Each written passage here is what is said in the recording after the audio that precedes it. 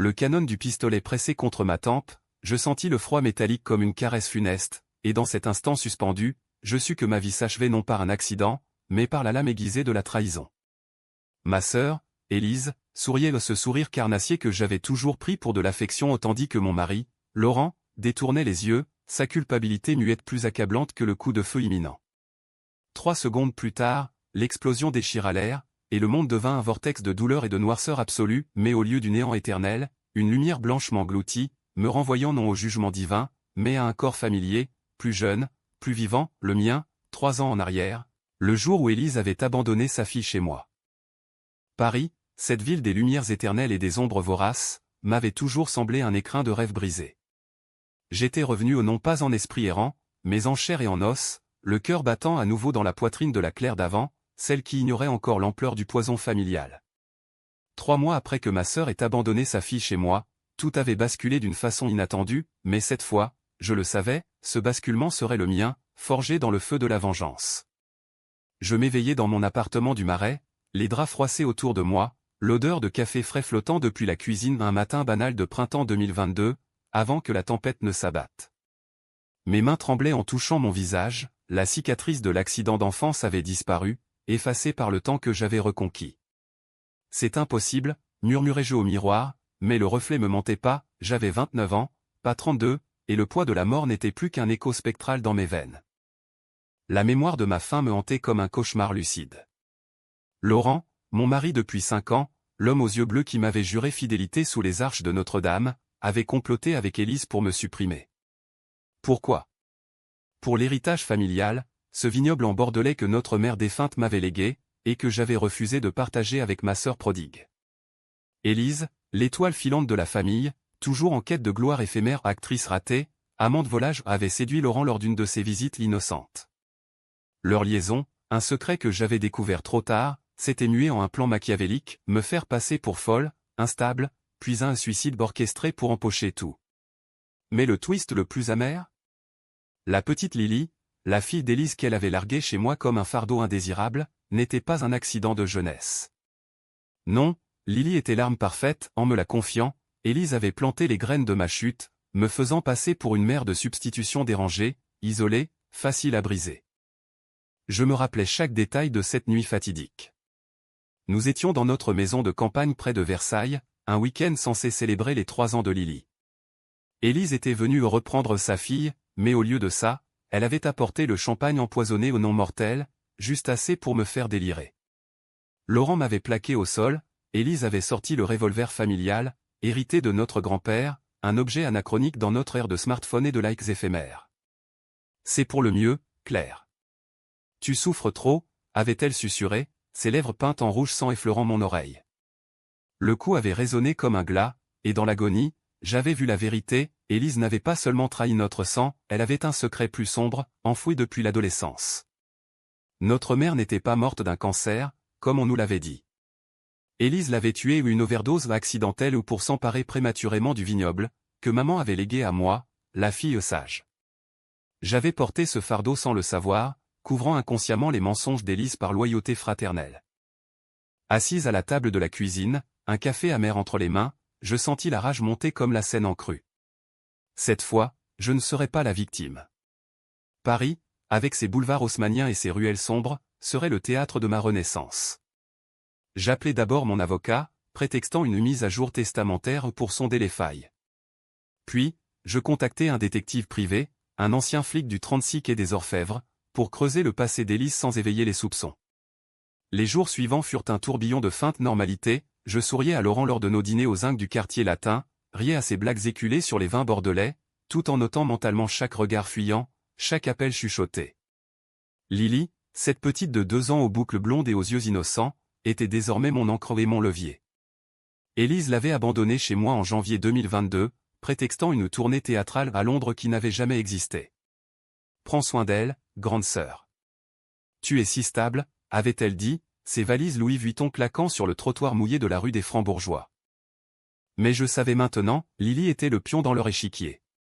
En me la confiant, Élise comptait sur mon instabilité présumée pour la récupérer plus tard, une fois moi hors jeu, et vendre l'enfant à un couple fortuné à un marché noir des adoptions que son amant mafieux, un certain Victor, j'errais dans les bas-fonds de Pigalle. La trahison était plus profonde qu'un adultère, c'était un commerce de chair et d'âme, un péché qui faisait de ma sœur non pas une simple traîtresse, mais une monstre. Mes nuits étaient peuplées de visions, le corps de maman, pâle sur le lit d'hôpital, Élise comptant les pilules dans l'ombre.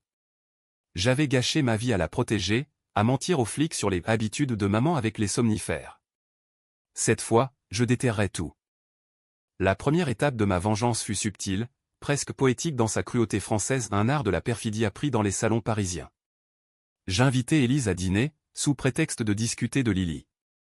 Elle arriva en taxi, vêtue d'une robe Chanel prêtée, ses talons claquant comme des coups de fouet.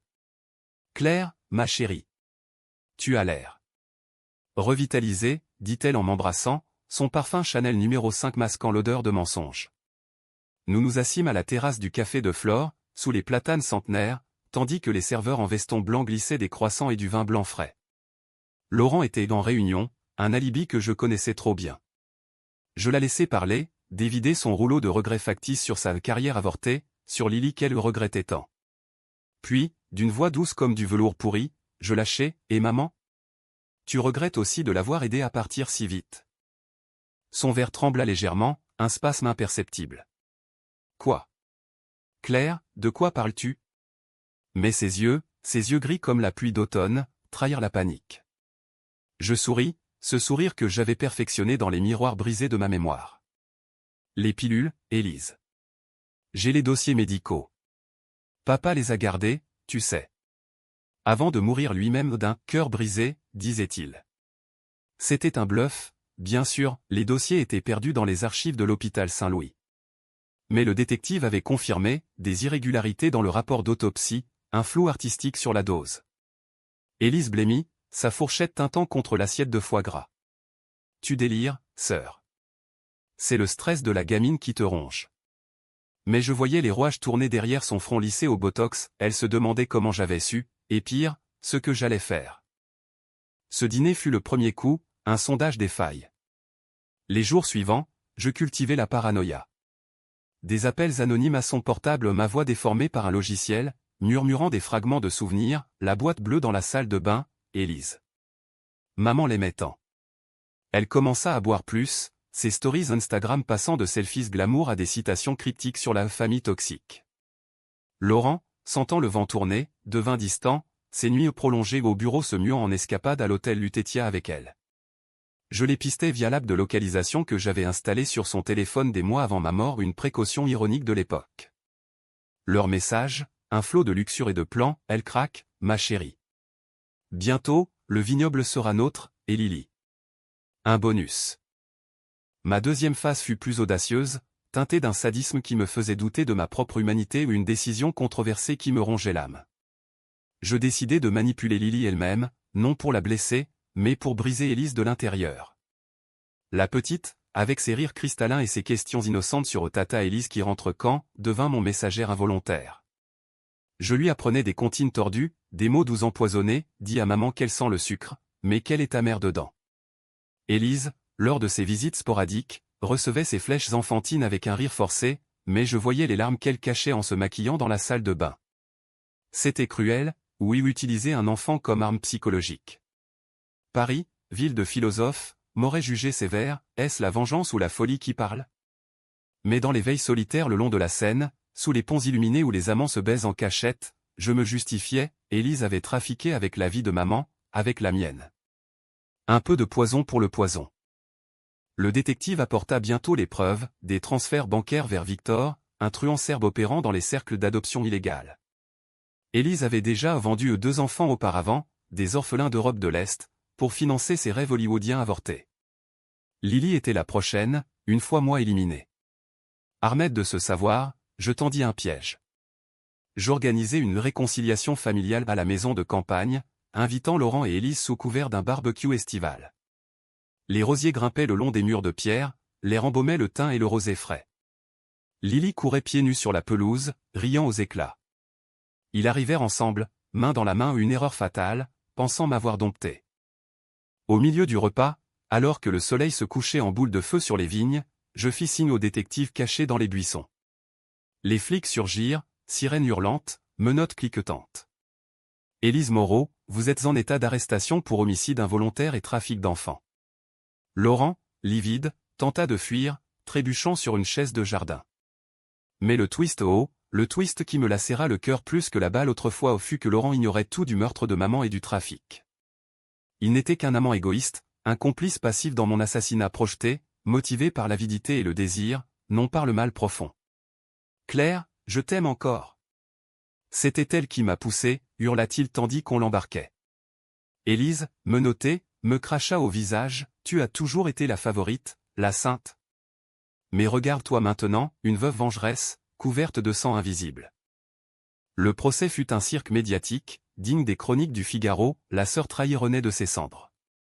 Élise écopa de 20 ans pour le meurtre de maman. Les preuves ADN sur les pilules, exhumées par mes soins, scellèrent son sort. Victor fut extradé vers Belgrade, son réseau démantelé. Laurent, divorcé et ruiné, erra comme un fantôme dans les bars de Montparnasse, son nom souillé. Moi, je gardai le vignoble, transformai l'héritage en fondation pour enfants abandonnés, Lily grandissant à mes côtés, ignorant les ténèbres maternelles. Pourtant, la victoire avait un goût de cendre.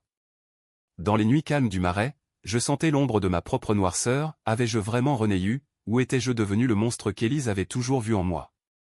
Paris, indifférente, continuait son ballet de lumière, et je marchais ses rues, plus forte, mais fracturée.